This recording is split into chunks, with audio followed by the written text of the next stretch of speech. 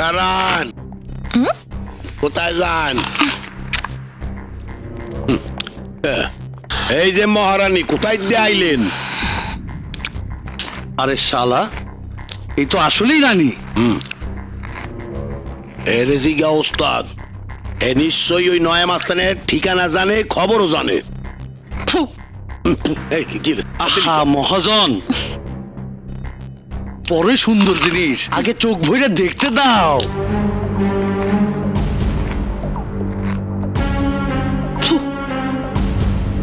এইখানে কি চাও?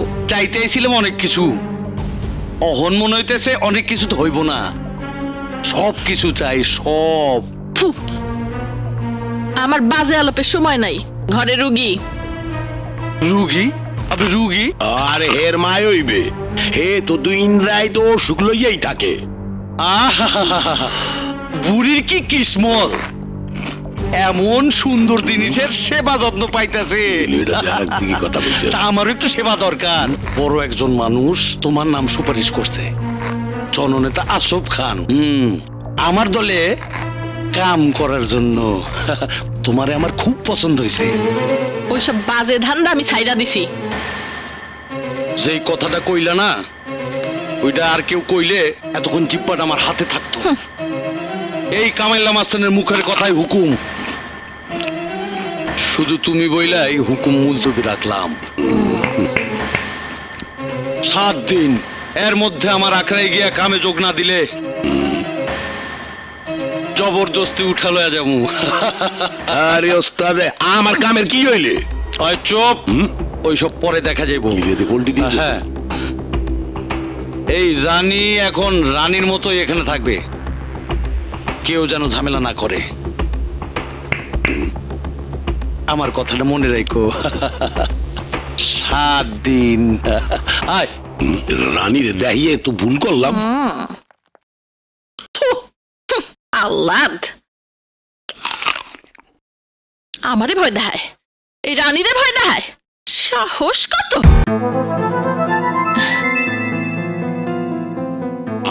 আমি এখানে কেন? কবে এলাম? 3 দিন। তোমার কাঁপুনি থামাতে পারিনি, মানে জ্বর কম ছিল না বলে হাসপাতালে এনেছি।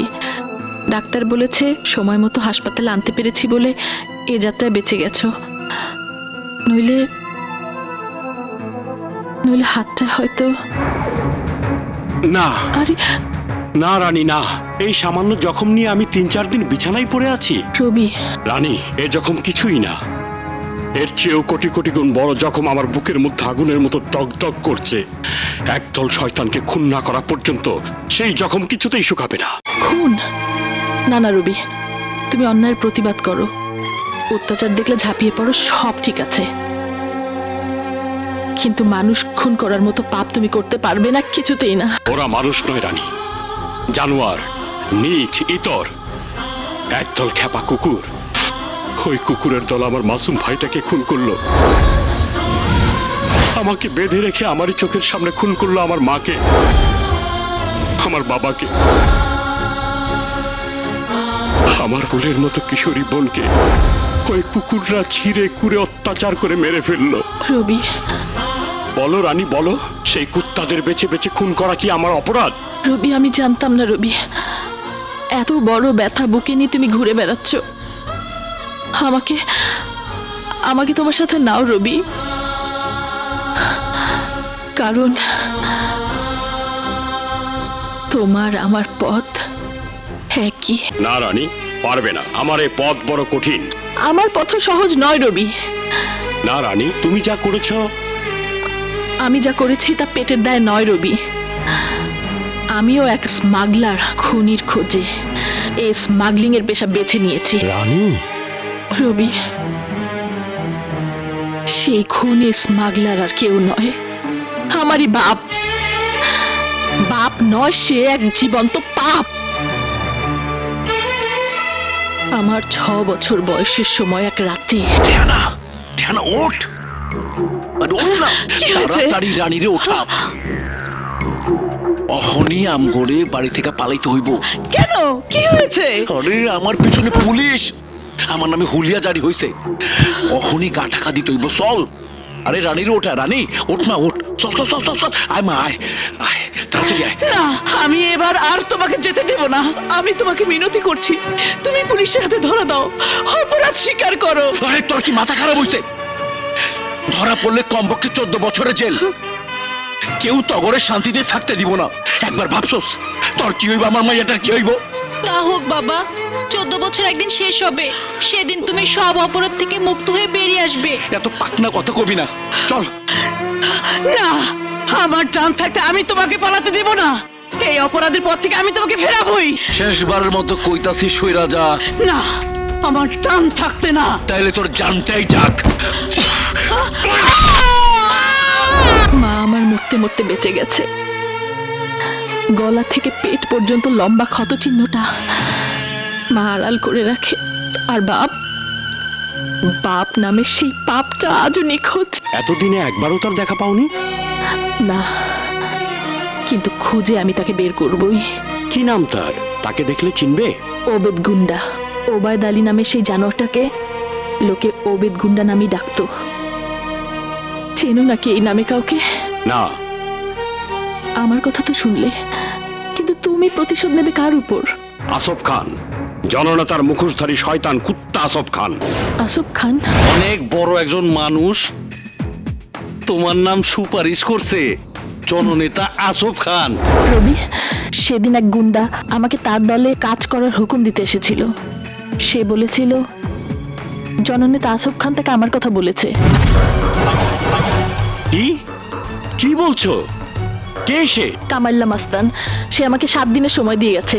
এর মধ্যে আমি যদি না যাই তাহলে সে আমাকে তুলে নিয়ে যাবে। তুলে নিয়ে যাবে? আসুক কুত্তা, ওর গায়ের চামড়া দিয়ে তোমার জুতা বানিয়ে দেব। না রবি, না, ওকে আসতে হবে না, আমিই যাব। আমি ওর দলে কাজ করব। কি বলছো তুমি? হ্যাঁ, ওখানে কাজ করলে আসফ খানের সমস্ত খবর জানতে পারবো, যা তোমার কাজে লাগবে। এরপর ওই মাস্তানদের সাথে কাজ করতে করতে হয়তো আমার আসামির খোঁজ আমি পেয়ে যাব। সত্যি সত্যি তোমার আর আমার পথ এক হয়ে যাবে। কিন্তু একদল গুন্ডা মাস্তানের হয়ে কাজ করবে তুমি কোন ভরসায়? তোমার ভরসায়। হ্যাঁ, তোমার ভরসায়।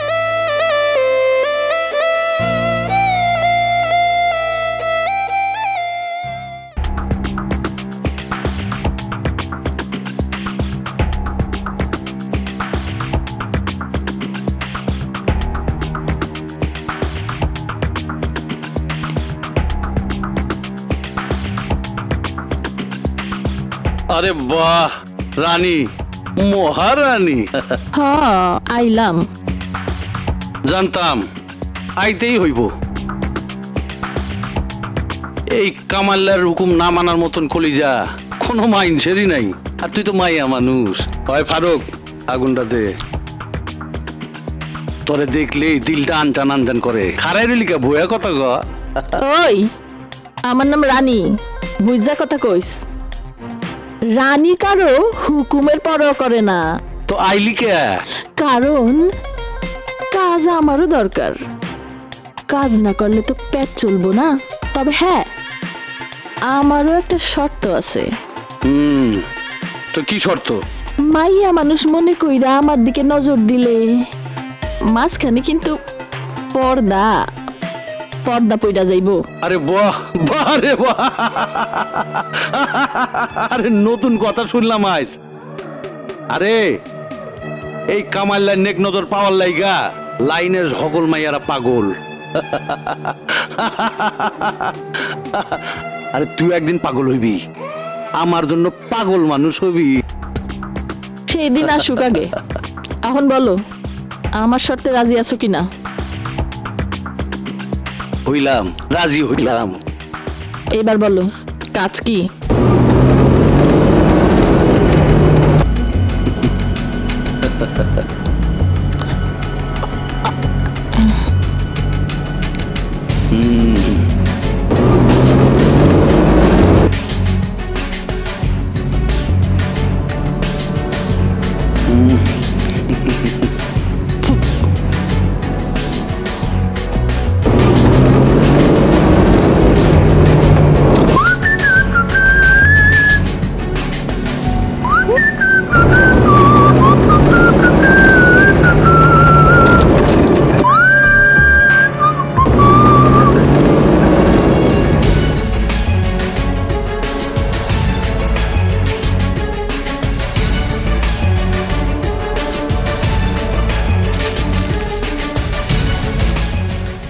অস্ত্র গোলা বারুদ ক্রস রোড গোডাউন এক্স।